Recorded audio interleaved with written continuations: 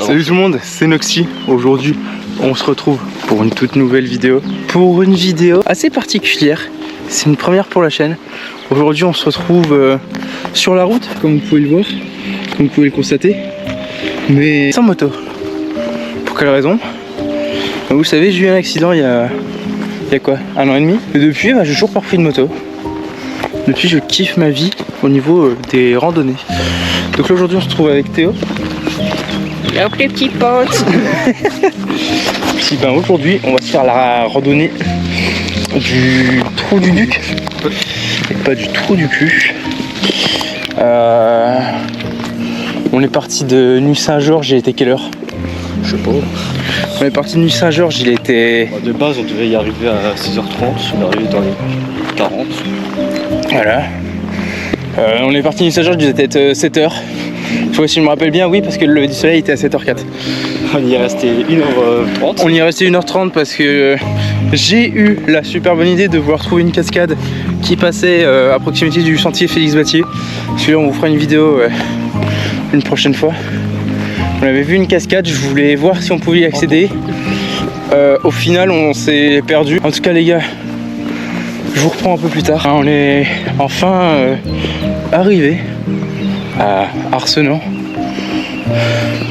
Ça fait un moment qu'on rêvait de voir ce panneau et nous y voilà.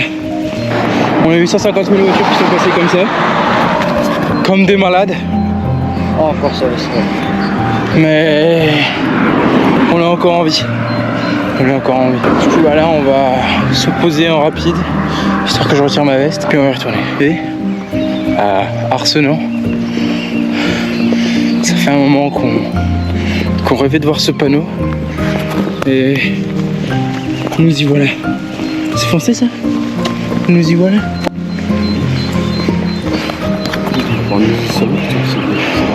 C'est mieux, oui, c'est mieux. On a eu 150 000 voitures qui sont passées comme ça, comme des malades. Oh, encore ça, Mais on a encore envie. On a encore envie. Du coup, là, on va se poser en rapide, histoire que je retire ma veste, faire une pause, se faire un massage, puis on va y retourner. On a fait quelques mètres déjà depuis le panneau du chien sauteur. Donc si vous voyez déjà cet extrait là, ça veut dire que nous sommes toujours en vie. On est en train de suivre le cours du ruisseau, qui est d'ailleurs assez sympatoche.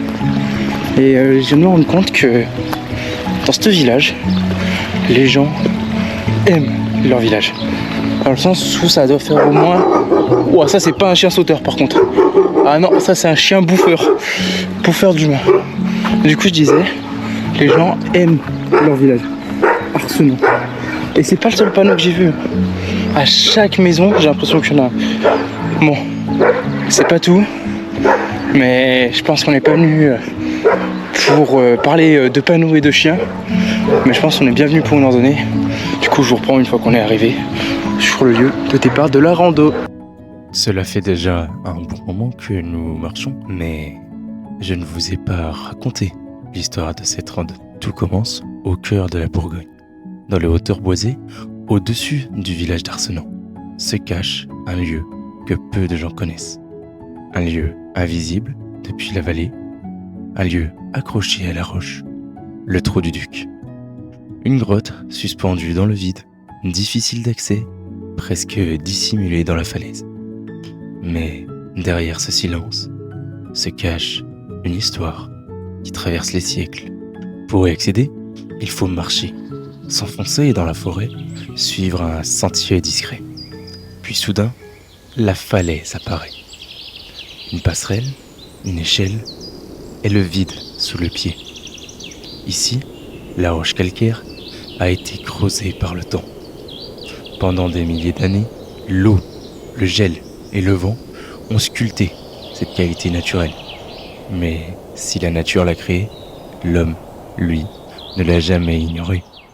Bien avant les routes, bien avant les villages, des hommes sont déjà passés ici. Le trou du Duc a probablement servi d'abri dès la préhistoire. Un refuge simple mais efficace, protégé de la pluie, invisible depuis la vallée et surtout en hauteur. Un endroit idéal pour observer, se protéger ou disparaître. À cette époque, la forêt était plus dense encore. Et ce genre de cavité pouvait faire la différence. Des siècles plus tard, la Bourgogne devient un territoire puissant, celui des ducs.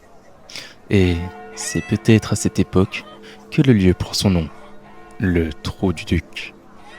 Un nom qui évoque le pouvoir, mais aussi le contrôle du territoire. Car depuis cette grotte, la vue est stratégique. On domine la combe, les passages, les mouvements. Était-ce un poste de surveillance, un simple repère dans le paysage ou un lieu lié aux terres du duc de Bourgogne? Le mystère reste entier, mais une chose est sûre, ce lieu n'a jamais été choisi au hasard. Une des légendes de ce lieu voudrait d'ailleurs qu'un seigneur étant traqué aurait trouvé refuge dans cette grotte inaccessible, échappant ainsi à ses ennemis. Bien sûr, ce ne sont que des légendes.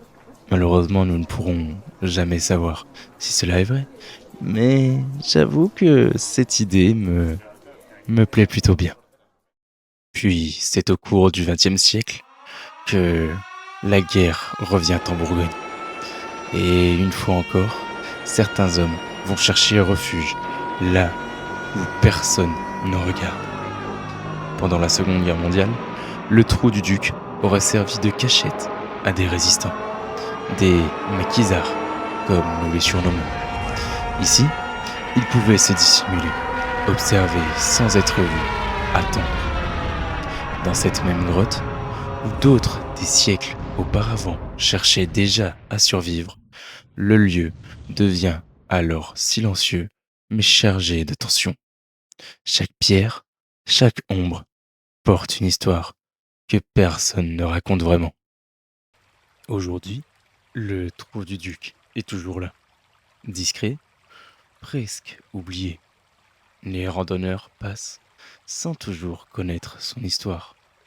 Et pourtant, ce simple trou dans la roche est témoin silencieux de milliers d'années de présence humaine. Un refuge, un poste d'observation, une cachette. Toujours le même lieu. Pour les hommes, toujours différents. Pour conclure, dans les forêts d'Arcenant, le Trou du Duc continue de veiller. Invisible, mais jamais vraiment abandonné. Car certains lieux ne disparaissent pas. Ils attendent simplement qu'on redécouvre leur histoire. Ça y est, on est en train d'attaquer. Là, on vient de prendre le départ pour du coup la randonnée. Jusqu'à maintenant, du coup, je pense que vous l'aurez compris, on se rendait à pattes sur le lieu de départ. Et là, on part du départ, direction le Trou du Duc. 4 km, le circuit fait au complet, en passant par le Trou du Duc.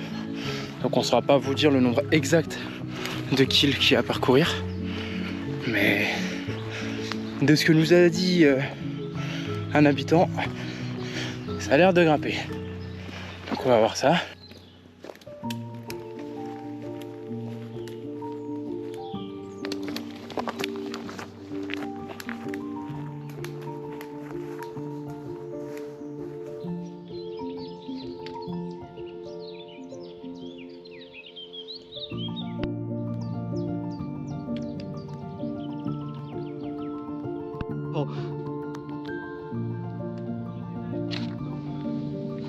Cette plateforme, c'est pas trop le problème.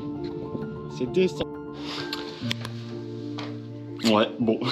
On est tout seul parce que notre cher ami aussi a le vertige.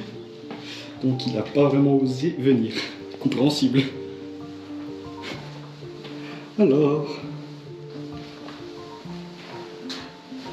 On va voir. Oh putain. Chauve-souris. Putain, elle m'a fait peur ce connasse. En tout cas, il y a une porte qui a l'air bien lourde. Aversion. Ouais. Bon, bah, maintenant, plus qu'à remonter. Du coup, ça y est, on a repris la route. Ça fait déjà un petit moment déjà. Là actuellement, on est sur une plaine et on va retourner du côté de Beaune. C'est par là. Donc, j'espère que les plans que le frérot derrière a fait vous aura plu. Malheureusement, je n'ai pas pu les faire à cause de mon vertige, comme je vous l'ai dit en voix off. Mais en tout cas, j'espère que ce genre de contenu vous plaît. Moi personnellement, j'aime bien. Après, à vous de me dire concrètement ce que vous en pensez. Si vous aimez, je peux en refaire. Sinon, bah tant pis, je continuerai quand même. Mais qu'est-ce qu'il fait lui derrière? Mais voilà. Bon allez, on reprend la route et bref, on a bien avancé. Et là, on arrive enfin à la deuxième étape de ce périple, si on peut dire ça comme ça. Le site gallo-romain. Donc c'est un site gallo-romain. Voilà. Que dire de plus? Bah vous savez quoi? Je vous laisse avec une voix off en attendant que l'on arrive. Nous nous retrouvons, encore une fois, au cœur des forêts, près d'Arsenan. Ici se cache un site oublié, les Cartelots. Il y a près de 2000 ans, ce lieu abritait une petite communauté gallo-romaine. Les Gallo-Romains, ce sont les habitants de la Gaule après la conquête romaine. Un mélange de traditions gauloises et de culture romaine. Ici, on vivait de l'agriculture, de l'artisanat et de la religion. Situé près d'anciennes voies de passage, le site accueillait voyageurs et marchands, faisant de lui un lieu discret mais stratégique. Mais au IIIe siècle, dans un contexte troublé, les Cartelots est abandonné, puis oublié pendant des siècles. Il est finalement redécouvert en 1986 grâce à des passionnés d'histoire locale, avant d'être étudié par des archéologues dans les années qui suivent. Aujourd'hui, seuls quelques vestiges subsistent, témoins silencieux d'une vie passée, au cœur de la forêt. Bon, du coup, nous voilà. Tu vas voir la source de l'Escartelot. C'est comme tu veux. Je sais pas. Tu veux aller faire quoi toi? Moi j'ai faim, j'ai envie d'aller manger. Vous avez pas faim vous? Si tu veux, on peut aller au site. Eh ben go aller au On va au site. site et après on peut aller au centre de l'Escartelot. C'est juste à côté. Quoique c'est où les sources? C'est la source, elle est là-bas. Un peu pas. Par là-bas?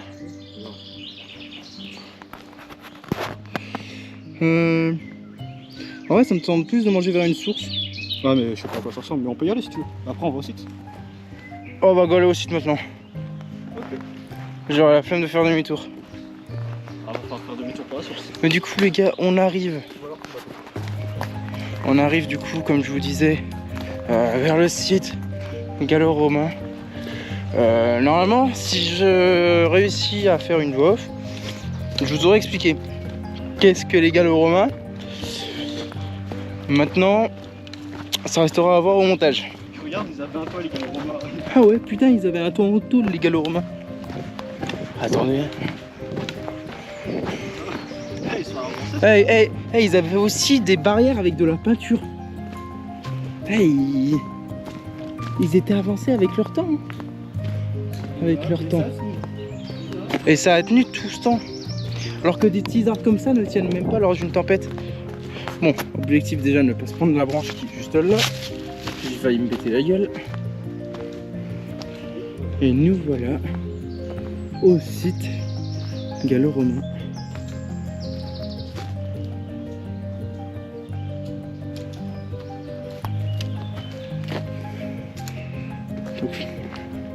Là-bas, c'est là du temple. La selle du temple, sûrement. Par là, nous avons un panneau qui nous indique chasse-boue. C'est sûrement là que les Romains s'amusaient à chasser la boue.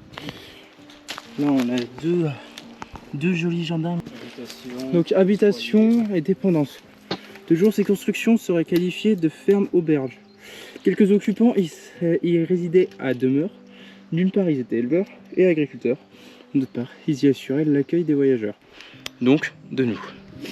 Qui empruntaient les voies régionales, dont la grande route de l'Étain, reliant le bassin méditerranéen à Boulogne et les Cornouailles en Angleterre. Ça pourrait donner une idée de randonnée. Là-bas, nous avons aussi une forge. Là-bas, ça va être un fourneau. Exactement, peut-être un fourneau. Enfin, c'est un truc de cuisine. Là-bas, j'arrive pas à dire. Et je pense que justement, Oh, un explorateur. vers le fourneau, il y a peut-être possibilité qu'il y ait eu la broche où le mouton tournait pour préparer les magnifiques kebabs. Avec bien sûr une bonne sauce César. Bien sûr, c'est une blague. Je ne suis pas sérieux. Ou peut-être que si.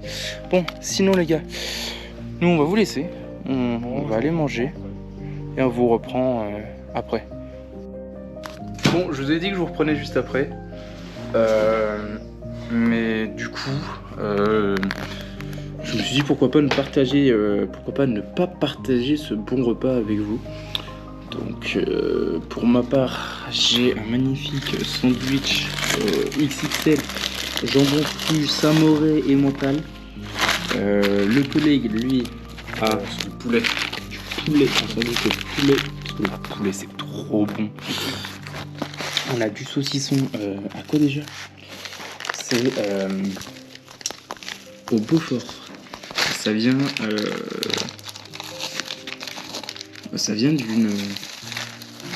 sûrement d'une ferme locale. C'est du saucisson de village. On va goûter et on va vous dire si c'est bon ou pas. Et en prime, un magnifique petit camembert. Voilà.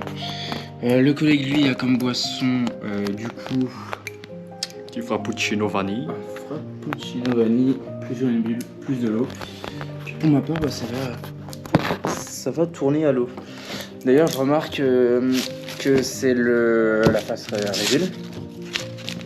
Enfin, vous voyez ma gueule. Ah bon? Ouais, c'est la première fois.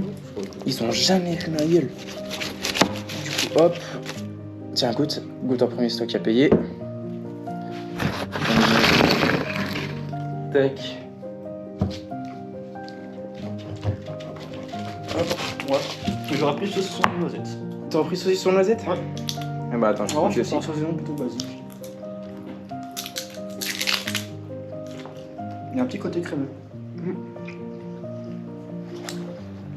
Ah, regardez-le là, ah bah vous voyez pas, mais en train de faire son barman.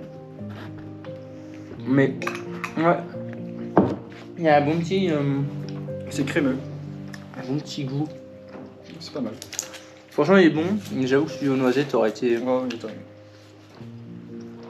Oh, pas grave. ça serait plus passé, mais on va pas gâcher un bon saucisson. Cependant, je vous conseille, si vous habitez sur Beaune et les alentours, n'hésitez pas à acheter de leur saucisson. Franchement, c'est cool. Ça fait marcher les entreprises locales et pas les grosses industries. Et donc, voilà. Hop. Bon, je vous laisse.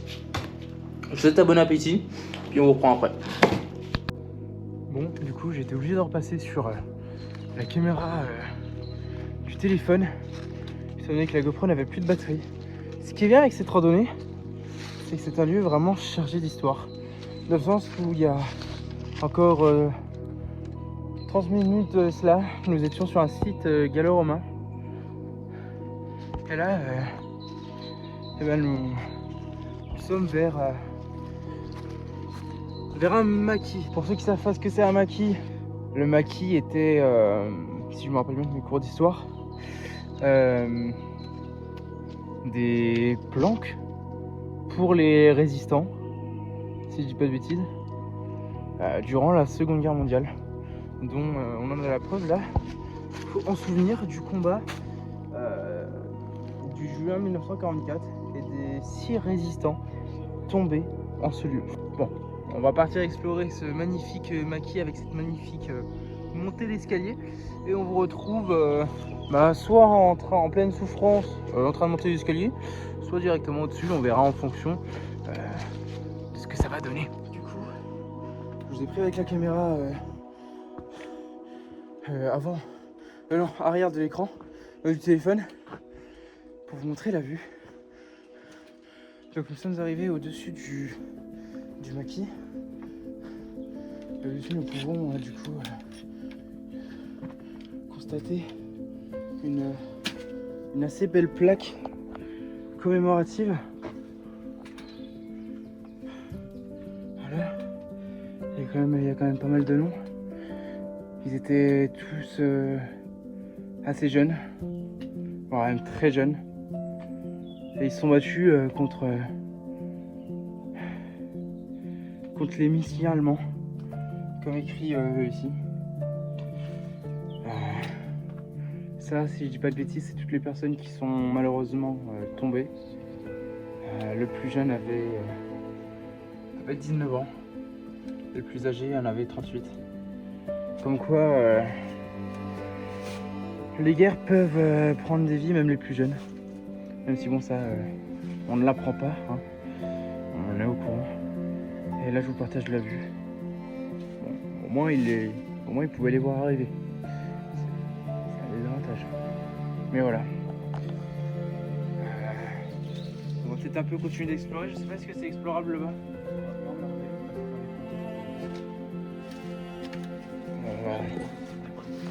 On va regarder ça. Espérant que le vertige ne me prenne pas. Je comprends mieux maintenant comment ils ont fait pour... Donc, la théorie de Vélitor serait... ça serait qui serait passé par là? Que les deux groupes réunis soient passés par là. Moi, je vais retourner côté barrière parce qu'on va pas se le cacher avec le vertige, voilà. Mais voilà, c'est une partie d'histoire qui est tout de même importante à garder en tête, que ce soit pour nos générations et les générations futures.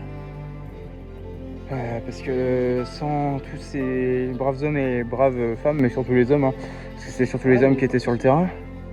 Ouais, mais à cette époque-là, les femmes étaient surtout à l'usine. Après, il y avait des femmes résistantes. Attention, j'ai pas envie de jouer le misogyne. Loin de là. Il n'y a pas de munitions, il n'y a pas d'armes. C'est ça. Donc voilà. C'est aussi ça qu'on voulait partager durant cette randonnée. Ce côté un peu historique. Dû au fait du site gallo-romain, du maquis. Voilà. Bon, nous de notre côté on va repartir. Et puis on va reprendre la vidéo. Bon. On continue d'avancer tant bien que mal. La fatigue commence à se faire ressentir. Alors en même temps ça fait quoi? Ça fait 7 heures comme j'ai dit tout à l'heure. Ça va faire 7 heures on marche. Les pieds commencent à... Enfin ça fait longtemps, c'est de la compote. Mais on lâche rien parce que on est sur des paysages assez sympatoches. Comme ce magnifique champ de fleurs. Bon, bah écoutez, c'est déjà la fin de cette vidéo. En tout cas, j'espère que cette vidéo vous aura plu. N'hésitez pas à vous abonner, à liker, à activer la cloche de notification. Commentez aussi, me dire si ce genre de concept vous plaît. Puis, en tout cas, on se retrouve peut-être pour une prochaine randonnée. Pour l'instant, la moto, c'est en stand-by. Ça reviendra peut-être un jour. Mais pour l'instant, d'autres projets font que. Et ça, au pire, je vous en parlerai un peu plus tard. Putain, j'ai mal à l'épaule. Sur ce, je vous laisse. Gros bisous. À la prochaine.